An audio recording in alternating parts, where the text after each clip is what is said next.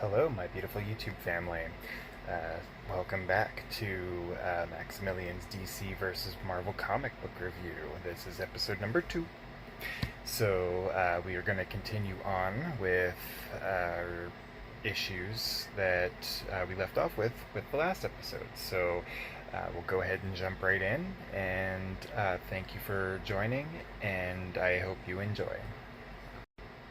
Now, with today's episode, we're going to go ahead and start off with the Marvel issue that I read, which that will be Squadron Supreme number 2, that was published in April of 2006, written by J. Michael Straczynski, artwork by Gary Frank, and inked by Jonathan Sybil. Now, this issue picks up shortly after where the previous one left off, where with the previous one we had the president doing the whole press conference introducing the team for a measure of national security and defense. The team is at their headquarters, and they're watching the news press on the TV. A government employee comes in with a stack of paperwork and it's like, hey, to continue on here, I need you all to fill out all these forms. It started off a little bit boring, I will say that, because the first few pages was just art of each of the members filling out their paperwork for government identification, passports, all that, legalities and everything. So it jumps forward after that, and the team is having a briefing with General Alexander, who's going over the details of their first mission. It's revealed that when Hyperion came to Earth, that with his ship came a nanovirus that is actually what caused the superpowers within the team that is the Squadron Supreme.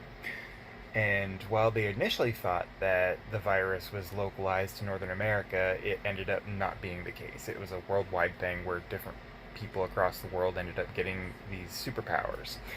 So with their first mission, they're being dispatched to Africa to deal with a general that has gained superpowers. He's acquired super strength, he's bulletproof, and has mental persuasion abilities. They call him the Voice.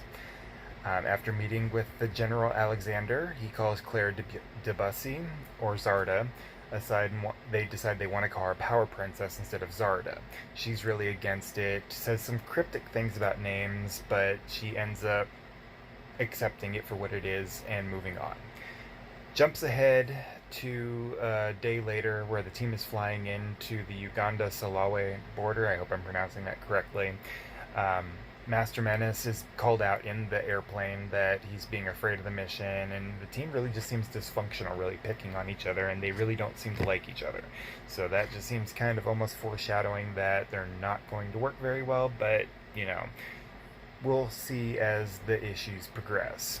So the team is dropped off, and they go and quickly take out the grunts, and they show Hyperion and Blur having a conversation to the side about, and Blur is like, well, why do people always have to be fighting and everything, and why is there war? And Hyperion is just pretty stoic about it. I guess it's his alien nature, and he's essentially just like, well, that's been happening since First Man. And he flies off. They show the team dealing with some more grunts, and they end up the issue where Dr. Spectrum is going around trying to find where the Voice is hiding out and where he's being, where his headquarters are in this village. And he finds where he's at. Opens up the entryway to where he's hiding, and he sees that Kingsley, who was shown very briefly in the issue for like 1 or 2 panels previously, and Hyperion are standing by his side. The Voice is just like, well, I convinced them to join my side.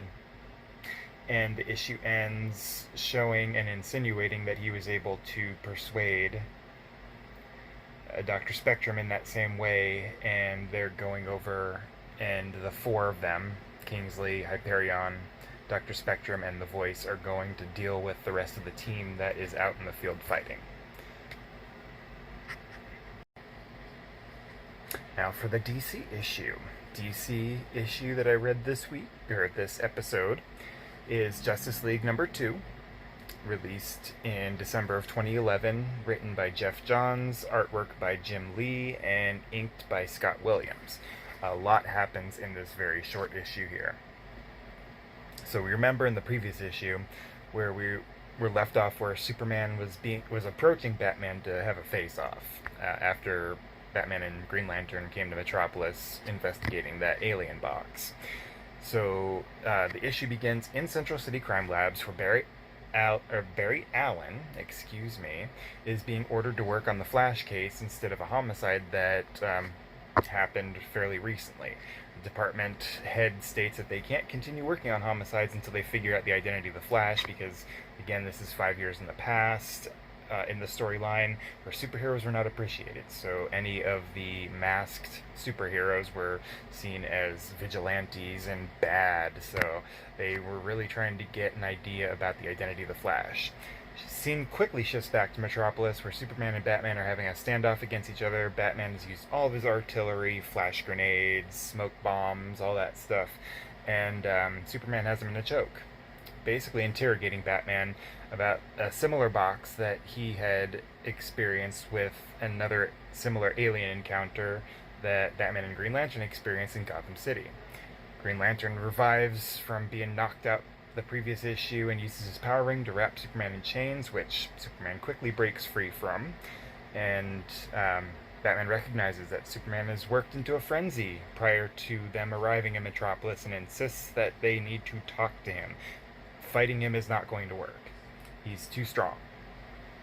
So Green Lantern protects Batman and himself in a barrier from his lantern ring, and they're being tossed around by Superman. And so he's like, okay, well, we need someone fast. So he calls Barry Allen and is like, hey, this is what's going on. We need your help. We need you here to distract Superman, like, now. So Flash shows up like that because, he's the Flash. He's able to move super fast. Within the time that Flash shows up, he's doing like a dance around with Superman, just really trying to keep him distracted. He knows he's not stronger than Superman, so it's really just a matter of moving faster than him to keep him distracted while Batman and Green Lantern figure out something. Doesn't last too long. Superman goes flick and knocks Barry Allen out. So Batman, quick on his feet, is just like, hey, look, we're on the same side here. We're trying to figure out what this box is. We were attacked by an alien also, and we just figured since you were not of this earth, maybe you know what it is. And Superman's like, no, I don't. So he's convinced that they're on the same side. Not very short afterwards, the military shows up and the team takes off, and Lex Luthor's mentioned, assuming that he is responsible for the military's involvement in this, and essentially trying to damper out the superheroes. Scene quickly switches over to Detroit, to the Star Labs, where Silas Stone, Vic Stone's father, is working on trying to figure out what one of those boxes are, because they recovered one of those boxes from Metropolis. And while Silas is working on it, Vic shows up, and they have a really nasty argument about Vic and his desire and passion to go into football.